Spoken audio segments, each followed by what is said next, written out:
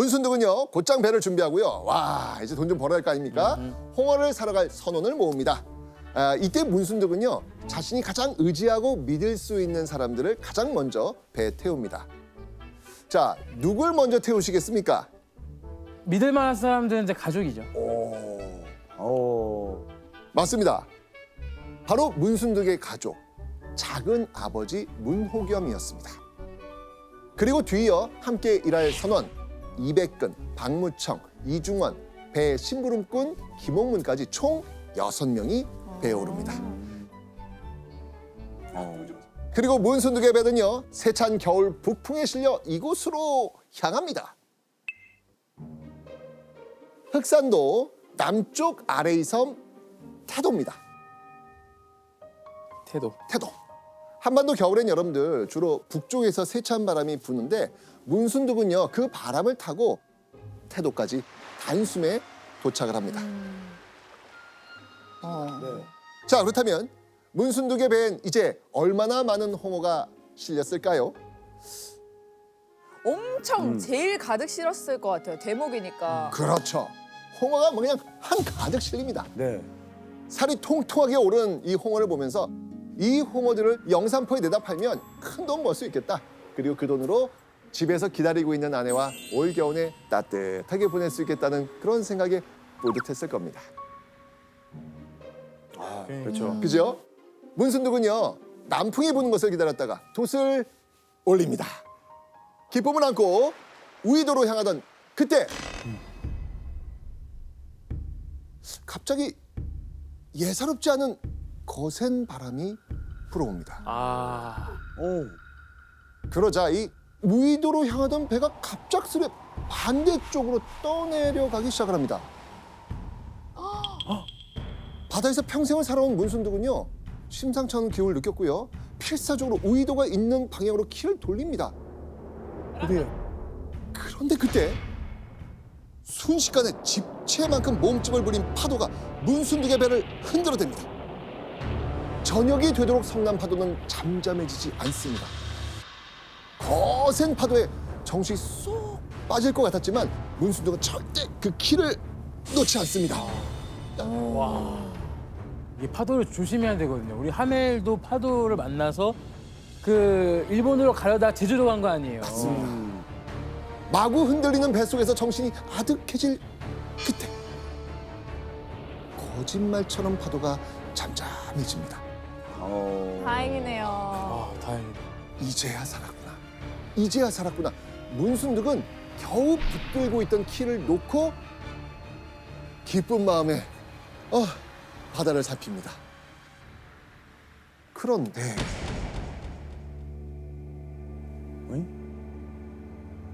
눈앞에 펼쳐진 그 광경에 문순득의 얼굴은 이내 새하얗게 질려버립니다. 자, 문순득이 도대체 뭘 봤길래 이렇게 새하얗게 얼굴이 질렸을까요? 앞을 보니 망망대해. 수평선에는 점 하나 없었다. 어딘가에 표류된 거 아니에요? 그 길을 잃었어요. 맞습니다. 거친 파도에 휩쓸린 문순득은 망망대해 한가운데 표류된 겁니다.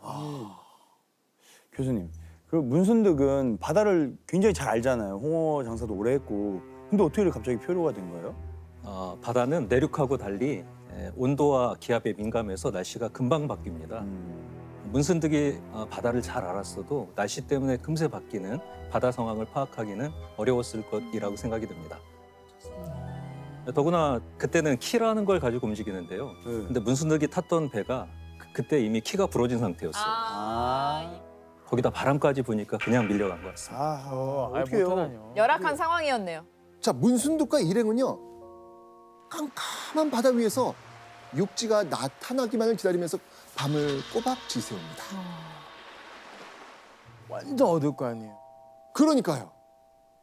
그런데 이때 바다를 살피던 이 문순득의 눈은요. 동남쪽 무언가에 고정이 됩니다. 문순득이 본 것은 무엇일지 영상을 한번 보시죠.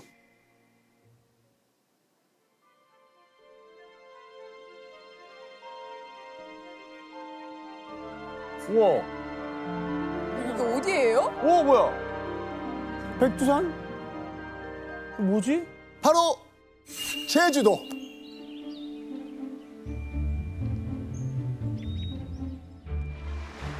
제주. 아. 제주 맞아 제주. 완전 하멜 아니야. 문순득 일행이 망망대해를 떠돈 끝에 제주도를 발견한 겁니다. 자, 여러분들이 만약에 문순득이라면 네. 어땠을 것 같습니까? 아니, 너무 다행이죠. 일단 살았잖아요. 음, 나 그걸로 저는 일단 만족, 일단 안도. 살았다. 하늘이 도운 걸까요? 때마침 바람도 제주도를 향해 불기 시작합니다. 문순득은 살았다. 어서 제주도에 정박한 다음 잘 채비해가지고 우이도로 돌아가야 되겠다라고 생각을 했을 겁니다. 지난밤 풍랑은 잠시 동안의 악몽이라고 생각한 그때 바람의 방향이 갑자기 바뀌더니 다시 제주도와 점차 멀어지기 시작합니다. 또요? 그러니까요. 문순득은요, 배의 방향을 바꾸기 위해 안간 힘을 써봤지만 배는 속수무책으로 바람에 실려 제주도에서 점차 멀어져만 갑니다. 아. 문순득이 영락없는 표류자 신세가 되어 바다를 떠돌게 된 겁니다. 이젠 죽었구나 싶었던 그때 문순득은 두 눈을 의심하게 됩니다. 왜였을까요? 어떤 섬을 발견해서 또 맞습니다. 제주도와는 또 다른 섬이 저기 보인 겁니다. 당장 음식과 물이 바닥난 문순득 일행은요, 돌아간 건 둘째치고 사는 게 우선이잖아요. 문순득 일행은요, 죽기 살기로 그 섬으로 향합니다. 드디어 뱃머리가 섬에 닿았고요. 문순득은 배에 닷을 내립니다. 와. 태도에서 표류한 지 무려 12일 만에 육지에 닿은 거예요. 그런데 문순득의 일행이 닷을 내린 그때 낯선 사람들이 우르르르 문순득의 배를 향해 다가옵니다. 뭐야? 문순득은요, 멀리서 다가오는 사람들을 보면서 극심한 공포를 느꼈겠죠. 누구지? 당시 조선 사람 중엔 조선과 중국이 아닌 다른 나라는 오랑캐와 이 괴물이 극실되는 위험한 곳이라고 생각하는 사람들이 대부분이었거든요. 문순득은 잔뜩 경계하면서요, 배를 둘러싼 이들의 생김새를 찬찬히 살펴봅니다. 오. 그런데 순간 문순득의 고개가 좀 갸우뚱해집니다. 왜냐하면 그들의 이 생김새가요, 조선인과 크게 다르지 않았던 거예요. 그리고 생전 처음 보는 옷이긴 했지만 번듯한 옷도 입고 있었습니다. 어쩌면 이거 조선말이 통할 수 있겠는데? 라고 생각한 문순득은요, 대화를 시도합니다. 결과는 어땠을까요? 말이 안 통했어. 네, 맞습니다. 오. 문순득은 그들의 말을 단 한마디도 알아듣지 못합니다. 게다가 그들은요, 중국어도 일본어도 아닌 그 생전 처음 들어보는 말을 사용했거든요. 오. 문순득은요, 막 손짓 발짓을 사용한 끝에 이곳이 어딘지 알아냅니다. 이곳입니다. 유구? 유구가 어디죠? 유구. 야, 잠깐만. 태국? 아니야. 이거 어디지? 유구국은요, 당시 류큐라고 불린 지금의 오키나와입니다. 오키나와. 나와. 네. 오키나와를 오키나와. 유구라고요? 네. 저의 첫 해외 여행지가 오키나와였거든요.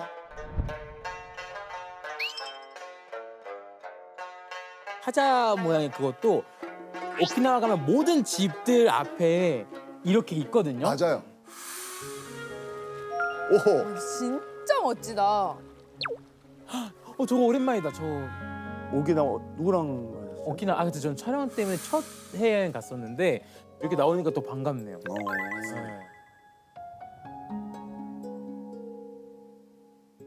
자, 태어나서 처음으로 조선박 세상에 발을 디딘 문순득.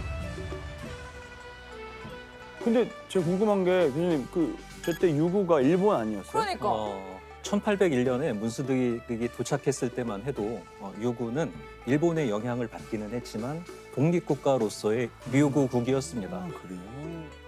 그러다 1879년에 일본의 본격적인 침략을 받아서 오키나와 현으로 바뀌게 됩니다.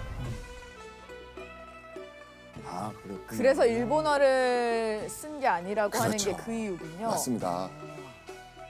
당시 오키나와는 일본 땅이 아닌 류큐 왕국이라는 독립적인 국가였습니다. 자, 그렇다면 조선에서 홍어 장수로 평생을 살아온 문순득이 류큐라는 나라가 어딘지 어떤 곳인지 알긴 했을까요? 모르죠. 문순득은 여태껏 경험한 적 없는 엄청난 불안과 두려움을 느꼈을 겁니다.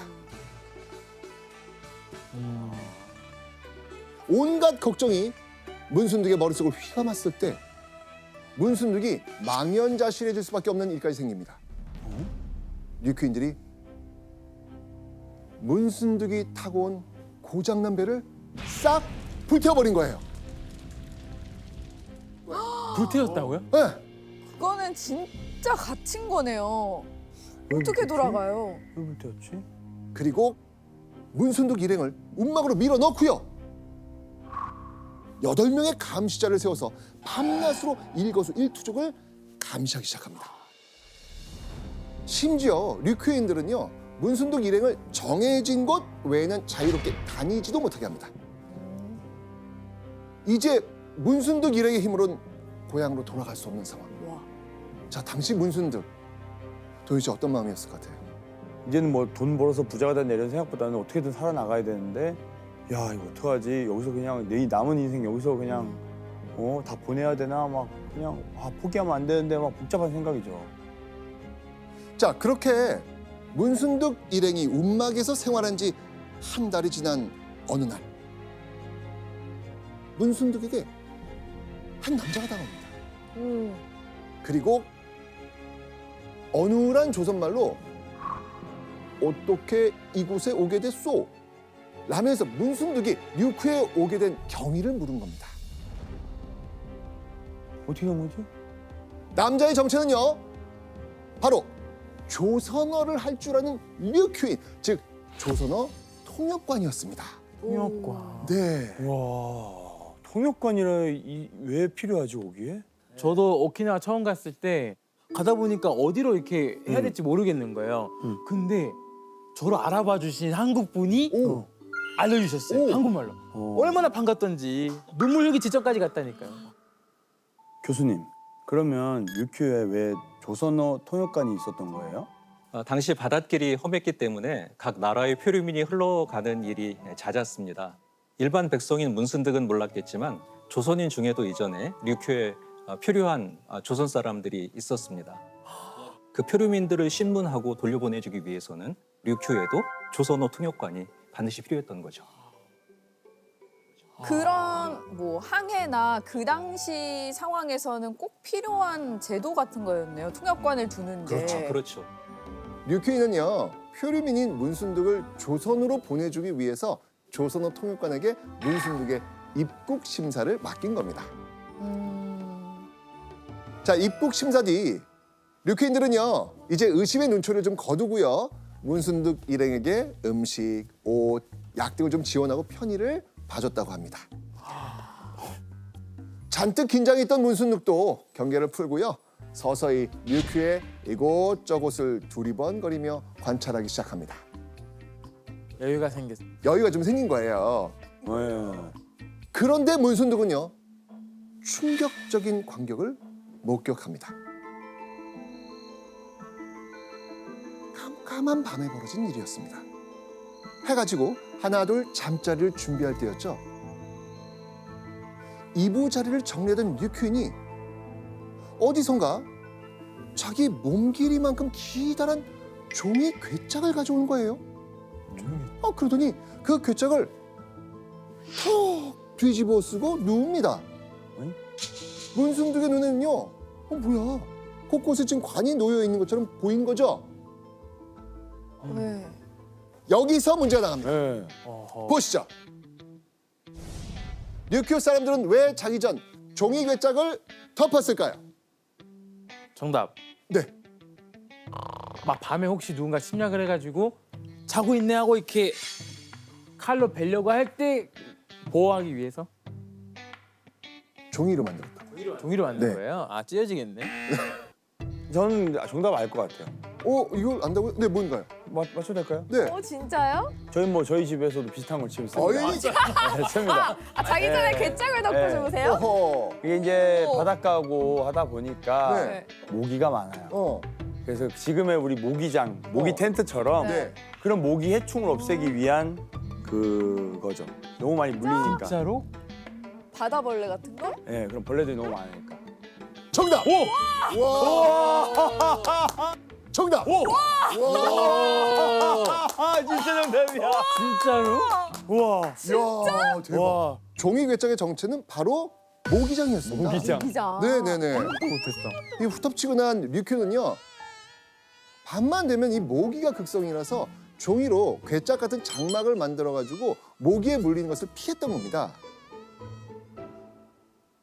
대박이야. 근데 조선에서 종이는 아주 귀한 물건이잖아요. 왕실에서도 종이를 아껴 쓰기 위해서 씻혀서 다시 사용하는 세초를 할 정도였는데 류큐에서는 어떻게 개개인이 이렇게 종이 모기장을 만들어가지고 딱 덮고 잘까요? 그러니까 류큐는요 종이를 만드는 다양한 재료가 있었기 때문에 종이가 꽤 많았다고 합니다. 그래서 종이가 귀했던 조선과는 다르게 류큐 사람들은요 늘 품에 종이를 들고 다녔고요. 와. 화장실이 급하면요 화장지로 종이를 쓸 정도였다고 합니다. 어. 자 그런데요 문순득의 등골이 오싹해지는 일은 또 일어납니다. 류큐 여인들의 손등에서요 조선 여인들에게서는 절대 볼 수 없었던 것을 발견한 겁니다. 손등? 보시죠. 어. 이 여인들의 문신을 본 문순득은 이렇게 생각합니다. 부인은 손등에 자자가 있다. 자 여기서 말하는 자자가 뭘까요? 문신. 문신. 조선에서는 문신을 왜 새길까요? 그거 벌. 아. 맞습니다. 낙인. 죄인. 낙인, 죄인. 죄를 지으면 거기서 이제 벌로 이제 이렇게 문신을 새기죠. 맞습니다. 조선에서 죄명을 문신으로 새기는 형벌을 자자라고 합니다. 그런데 류큐는 이런 문신을 새긴 여인이 한두 명이 아니었던 거예요. 자, 그런데 정말로 문순득의 생각처럼 류큐 여인들은 죄를 지었기 때문에 이런 문신을 했던 것일까요? 아닐 것 아니죠. 같아요. 이거는요, 류큐 여성들의 오랜 전통, 하지찌라는 문신입니다. 화장으로 이 외모를 치장하는 것처럼 류큐에서는요, 문신에 별, 달, 태양 같은 뜻을 담아서 손등에 치장을 한 거죠. 자, 이런 문화적 충격과 함께 문순득은요, 류큐에서의 생활에 점점 적응해 갑니다. 어허. 그러면서 문순득은요, 류큐의 문화를 배우고 류큐 사람들과 이야기를 나누기 위해서 진짜 열심히 류큐어를 배웁니다. 자, 그렇게 입이 트이고 귀가 트이니까 야, 이 문순득 장사꾼 특유의 그 재치와 입담이 터져 나옵니다. 오. 자, 맞아. 여러분 상인이었던 문순득의 특출난 강점이자 무기 뭐라고 했습니까? 친화력. 친화력이죠. 네, 맞습니다. 특강의 친화력. 문순득의 친화력은 류큐에서도 어김없이 발휘가 됩니다. 이후 문순득은요, 류큐인의 집에 식사 초대를 받기도 합니다. 문순득이 두려움을 거두고요, 류큐 사람들의 생활에 자연히 녹아든 거죠. 그렇게 문순득은 류큐에서 1년 2개월을 보냅니다. 그러던 어느 날 류큐 사람들이 문순득 일행에게 어떤 배에 타라고 합니다. 돌아갈 수 있게 해주나 봐요.